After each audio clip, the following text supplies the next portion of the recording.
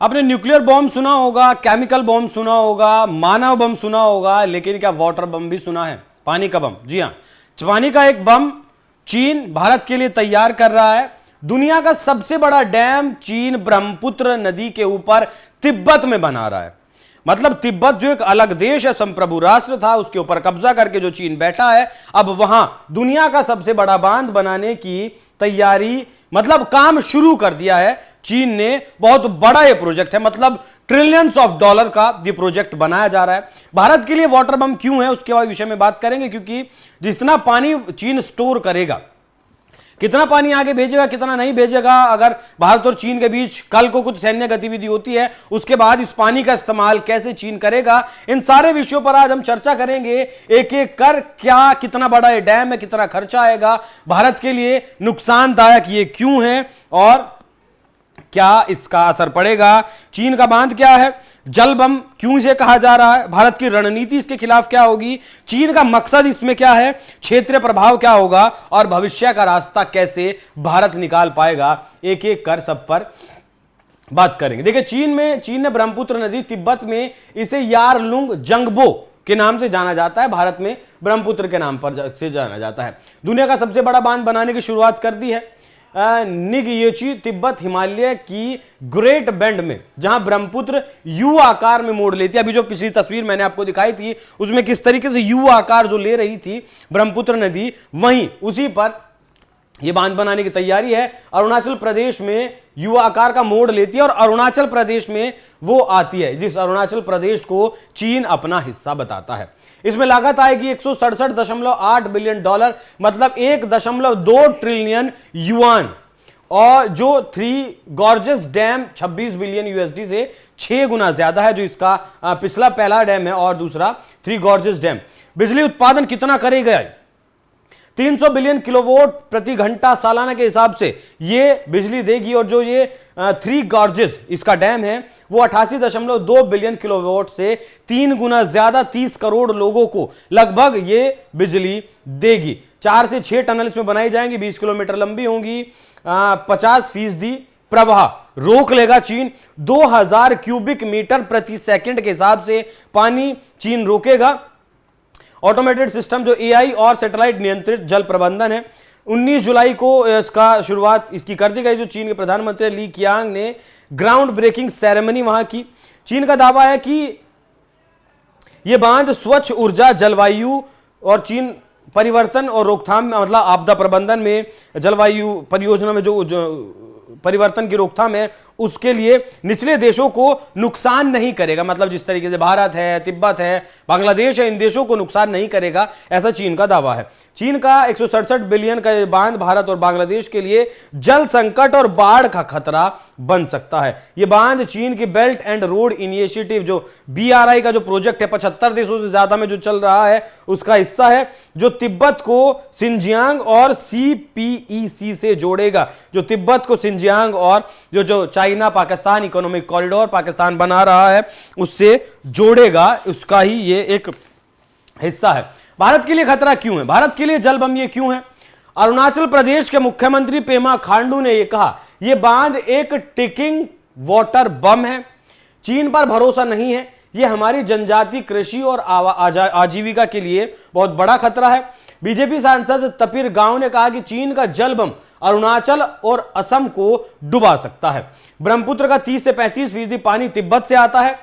बांध से चीन पानी का प्रवाह रोक सकता है या फिर छोड़ सकता है। मानसून में ज्यादा पानी छोड़ने से असम और अरुणाचल में बाढ़ आ सकती है। 2017 की बाढ़ में 70 मौतें और 4 लाख लोग विस्थापित हुए थे, यह इसका बहुत बड़ा उदाहरण है।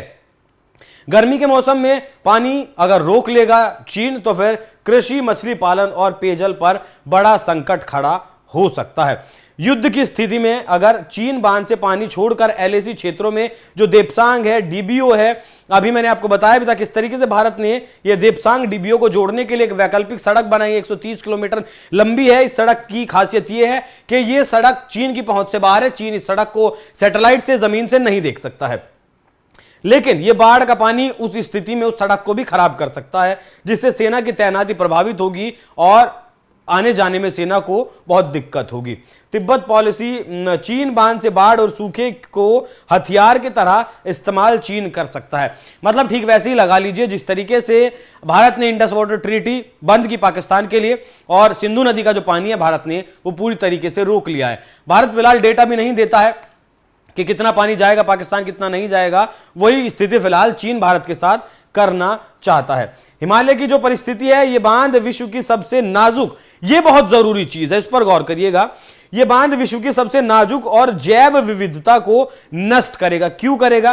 तिब्बत भूकंप प्रवण क्षेत्र 7 जनवरी 2025 को यहां 7.1 की तीव्रता का भूकंप आया था, जिसमें 126 मौतें इसका सबूत है। जिस जगह पर चीन ये अपना दुनिया का सबसे बड़ा बांध बना रहा है, वहां प्लेट्स आपस में टकराती रहती हैं और अक्सर वहां भूकंप आते रहते हैं, और इसलिए बड़ा खतरा है कि बाई चांस चीन ने वो डैम बना दिया, वहां भूकंप आया, उसमें कुछ हानि हुई, तो वो सारा पानी भारत को नुकसान पहुंचाएगा। इसीलिए इसे पानी का बम, वाटर बम कहा जा रहा है। चीन का बांध असम और अरुणाचल में तबाही लाएगा, लेकिन भारत सरकार इसके लिए क्या कर रही है वो एक अपने आप में बड़ा सवाल बनता है कि भारत सरकार इसे रोकने के लिए क्या कर रही है। भारत की जो जवाबी कार्रवाई है वो है सियांग डैम और उसकी जो कूटनीति है। भारत भी जैसे चाइना डैम बना रहा है वैसे ही भारत भी डैम बना रहा है।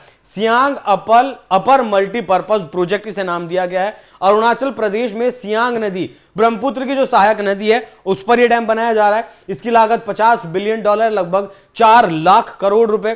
11,000 मेगावाट बिजली का उत्पादन इससे होगा। जल का भंडारण हम कर सकेंगे मानसून की स्थिति में या फिर सूखे की स्थिति में अपने हिसाब से छोड़ पाएंगे। चीन के बांध से पहले हम जल नियंत्रण कर लेंगे। पेमा खांडू ने कहा है कि सियांग डैम चीन के मेगा डैम का जवाब है। यह अरुणाचल की जल सुरक्षा सुनिश्चित करेगा। बाकी 130 किलोमीटर की सड़क हम बना रहे हैं, जिस तरीके से मैंने आपको बताया, जिससे एलएसी पर सेना की तैनाती और ज्यादा की जा सके और तेजी से की जा सके। 2020-25 में भारत ने एलएसी के आसपास बीआरओ प्रोजेक्ट्स में इन्होंने लगभग 20,000 करोड़ रुपए खर्च किए हैं और 12,000 किलोमीटर की सड़कें बनाई हैं, 300 नए पुल बनाए हैं और 50 नई चौकियां बनाई हैं। S-400 जो 2026 तक रूस से हमें मिल जाएगा, उसकी तैनाती वहां होगी। 363 ड्रोन और 100 रोबोटिक म्यूल्स भारत ने वहां तैनात किए। हालांकि ये जो आंकड़ा है ये घटता बढ़ता रहता है और लगातार बढ़ ही वहां पर रहा है। अब कूटनीतिक प्रयास भारत जो है वो भी करेगा। भारत चीन समझौता, जिसमें ब्रह्मपुत्र और सतलज पर डेटा साझा होता है, लेकिन 2017 में डोकलाम का जब विवाद हुआ था तब ये डेटा साझा होना बंद किया। जैसे मैंने आपको बताया, सिंधु नदी का जो डेटा है अब हम पाकिस्तान के साथ साझा नहीं करते हैं। चीन ने डेटा साझा करना बंद कर दिया था डोकलाम के बाद। 18 दिसंबर 2024 तारीख याद रखिएगा, एनएसएस डोभाल और वांग यी की मुलाकात हुई। ये इनके विदेश मंत्री हैं। उन्होंने डेटा साझा करने पर जोर दिया, जबकि हमने विदेश मंत्रालय की तरफ से कहा गया कि हमने चीन से कहा है कि निचले क्षेत्रों के हिस्सों को नुकसान ना हो। सियांग डैम और एलएसी पर ढांचा चीन को जवाब देगा, भारत चुप नहीं रहेगा। हालांकि भारत सरकार की तरफ से चीन को यह कहा गया है कि जो डैम आप बना रहे हैं उसका ध्यान रखिएगा कि निचले जो हिस्से हैं उन्हें नुकसान ना हो। चीन की रणनीति क्या है? भारत को डराने की कोशिश जिस तरीके से लगातार चीन करता है वैसे ही इस बार भी कर रहा है। ब्रह्मपुत्र का 30 से 35% पानी तिब्बत से आता है, जैसा मैंने आपको बताया। भारत और बांग्लादेश को जल संकट में यह डाल सकता है, क्योंकि बाढ़ या सूखे में एलएसी पर भारत की सैन्य शक्ति को नुकसान पहुंचा सकता है।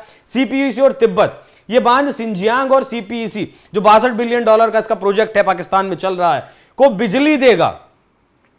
समझ आई कुछ आपको बात? ये जो शिंजियांग है, चीन से लगा हुआ हिस्सा है। सिंजियांग में ये जो अक्साई चीन वाला हिस्सा है जो 65 में इसने कब्जा किया था चीन ने, वो वाला हिस्सा भी सिंजियांग में आता है, इसे बिजली देगा। और सीपीईसी जो पाकिस्तान चाइना इकोनॉमिक कॉरिडोर बन रहा है उसे भी ये बिजली देगा। मतलब एक तरीके से भारत को नुकसान पहुंचाकर कहीं ना कहीं चीन पाकिस्तान के फायदे की बात कर रहा है। पाकिस्तान को फायदा होगा। अरुणाचल प्रदेश का दावा है कि चीन अरुणाचल को दक्षिण तिब्बत कहता है। बांध से वह क्षेत्र पर दबाव बढ़ाने की कोशिश कर सकता है। बांध वैज्ञानिक और पर्यावरण के लिए सुरक्षित है, ऐसा चीन का दावा है। निचले देशों को नुकसान नहीं होगा, यह भी चीन का दावा है। ग्लोबल टाइम्स, जो चीन की सरकार का मुखपत्र है, भारत की आक्रामक नीति से क्षेत्रीय तनाव बढ़ेगा। इसमें भैया कौन सी आक्रामक नीति हो गई? दूसरे देश पर कब्जा करके आप बांध बना रहे हैं, नुकसान उससे हमें होगा, वहां दुर्घटना कुछ भी होती है। लेकिन अगर हमने अपने बॉर्डर पर एक पैरेलली 130 किलोमीटर की सड़क बना दी तो आप लोगों को मिर्ची लग गई नीचे से लेकर ऊपर तक। ठीक है, अब पाकिस्तान के लिए तो अच्छी बात है, पाकिस्तान तो इसका स्वागत करेगा। चीन का बांध भारत के लिए चुनौती है, पाकिस्तान का यह कहना है।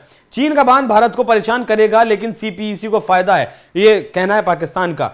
भारत का जवाबी जो जल बांध है, सियांग डैम है, ये जो मैंने आपको बताया एलएसी पर तेजों की तैनाती, क्वाड और टीआरएफ डेजिग्नेशन। देखिए ये बहुत जरूरी हो जाता है। जिस तरीके से क्वाड की बैठक इसी साल सितंबर के महीने में भारत में होने वाली है, डोनाल्ड ट्रंप को इसके लिए न्योता भी भेजा जा चुका है। और टीआरएफ जो आतंकी संगठन है उसे अमेरिका की तरफ से भी और चाइना की तरफ से भी डेजिग्नेट कर दिया गया कि हाँ ये आतंकवादी संगठन है और पहलगाम में इसने ही हमला किया था। बाकी पूरी कोशिश भारत अपनी तरफ से लगातार कर रहा है चीन को जवाब देने की। चीन जो भी हरकत करता है बॉर्डर पर उसका जवाब भारत जरूर देता है और ऐसा नहीं है, बहुत मतलब सख्त लहजे में इसका जवाब दिया जाता है चीन को। भारत की जवाबी जो रणनीति है वो भी मैंने आपको बताया, चीन को डराने की कोशिश है ये भी बताया आपको। लेकिन जो क्षेत्रीय प्रभाव है वो क्या होगा? बांग्लादेश का 65% पानी ब्रह्मपुत्र से आता है, 65% पानी। 5,80,000 वर्ग किलोमीटर बेसिन का 8% बांग्लादेश में है। मानसून में पानी छोड़ने से ढाका और चटगांव में पूरी तरीके से तबाही आ जाएगी। सूखा पड़ने पर वहां मछली पालन बहुत जरूरी है और मतलब उनकी जीडीपी में भी अच्छा खासा योगदान बांग्लादेश की में करता है। लेकिन पानी ज्यादा आता है, पानी रुक जाता है, दोनों ही स्थिति में बांग्लादेश को नुकसान होगा। बांग्लादेश के विदेश मंत्रालय ने कहा कि चीन को निचले देशों से परामर्श करना चाहिए। चीन का बांध बांग्लादेश को डुबोएगा, भारत और बांग्लादेश को मिलकर जवाब देना होगा। ब्रह्मपुत्र की सहायक नदियां प्रभावित होंगी, भूटान भी इससे प्रभावित होगा। म्यांमार में जो ब्रह्मपुत्र बेसिन का हिस्सा है वो प्रभावित होगा। क्षेत्रीय सहयोग की कमी होगी। माइकल कुलेल्गो ने कहा कि भारत और बांग्लादेश मिलकर भी चीन पर दबाव नहीं बना सकते हैं। ये बात बिल्कुल सही है क्योंकि चीन किसी की सुनता नहीं है। चीन को जो करना है वो खुद से करता है, वो उसे फर्क नहीं पड़ता कि किस पड़ोसी के घर में अंधेरा है, किस पड़ोसी के घर में रोशनी है। उसे अपने पैसे से मतलब है, उसका पैसा जिस तरीके से वो कमाया जा सके, कर सके, अपना दबदबा बढ़ा सके, वो काम चीन करता है। टीआरएफ में 26 लोगों को मारा था, भारत ने जवाब में 9 आतंकी ठिकाने और पाकिस्तान की एयरबेसेस उड़ाए जिसमें 5 भारतीय जेट्स मारे गए, ऐसा पाकिस्तान ने दावा किया, हालांकि पूरी तरीके से गलत है। डसोल्ट एविएशन ने खंडन कर दिया था इसका। अमेरिका ने इसे आतंकी संगठन घोषित कर दिया है। चीन का बांध सीपीसी को ताकत देगा जो पाकिस्तान के लिए लाभकारी है। टीआरएफ डेजिग्नेशन और सियांग डैम से भारत ने चीन पाक गठजोड़ को चुनौती जरूर दी है। चीन का बांध और टीआरएफ का समर्थन पाकिस्तान के साथ उसकी साजिश, भारत ने कूटनीति से जवाब दिया है। तो भारत जवाब लगातार दे रहा है, वो सड़क की बात हो, सैन्य ठिकानों की बात हो, एयरबेसेस की बात हो, जितना भी निर्माण चीन कर रहा है भारत लगातार सबका जवाब दे रहा है। लेकिन चीन एक ऐसा देश है जो मानने के लिए तैयार नहीं है। देखिए ये बहुत जरूरी हो जाता है इस बांध में लेकर कि यहां अभी जो सिस्मिक जोन है, यहां भूकंप बहुत ज्यादा आते हैं, इसलिए भारत के लिए यह वाटर बम कहा जा रहा है और बहुत भारी भरकम पैसे के साथ प्रोजेक्ट पर चीन इस पर काम कर रहा है। तो अब देखना दिलचस्प होगा कि कब तक चीन का यह बांध बनकर तैयार होता है।